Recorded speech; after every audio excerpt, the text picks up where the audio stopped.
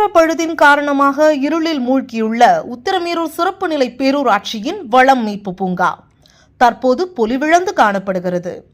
காஞ்சிபுரம் மாவட்டம் உத்திரமேரூர் சிறப்பு நிலை பேரூராட்சியின் பராமரிப்பில் வளம் மீட்பு பூங்கா செயல்பட்டு வருகிறது.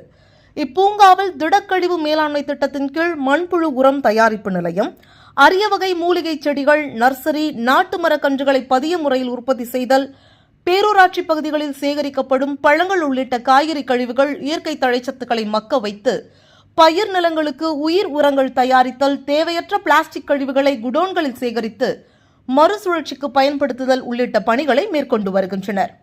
இப்பூங்காவில் உள்ள மின் இணைப்பு பெட்டிகள் பல ஆண்டுகளாக முறையான பராமரிப்பின்றி உள்ளது. இதனால் மின்கசிவின் காரணமாக மின்சாரம் தடைபடுவதாக பேரூராட்சி பூங்கா ஊழியர்கள் வேதனை தெரிவிக்கின்றனர். உத்திரமேரூர் பேரூராட்சியில் சேகரமாகும் குப்பை கழிவுகளை பேரூராட்சி பேட்டரி வாகனங்களில் சேகரிக்கப்படுகிறது. பேரூராட்சியில் இயங்கும் அனைத்து பேட்டரி வாகனங்களுக்கும் வளம் மீட்பு பூங்காவில் எலக்ட்ரிக் சார்ஜ் ஏற்றப்படுகிறது. வளம் மீட்பு பூங்காவில் அடிக்கடி மின்சாரம் செயலிழந்து போவதால் குப்பை வாகனங்களுக்கு சார்ஜ் ஏற்ற முடியாத நிலை ஏற்பட்டுள்ளது. மின்விளக்குகள் ஒளிராத காரணத்தால் இரவு நேரங்களில் பாம்புகள் உள்ளிட்ட விஷப்பூச்சிகளின் நடமாட்டமும் உள்ளது. இதனால் பேரூராட்சி பணியாளர்கள் அச்சத்தில் உள்ளனர்.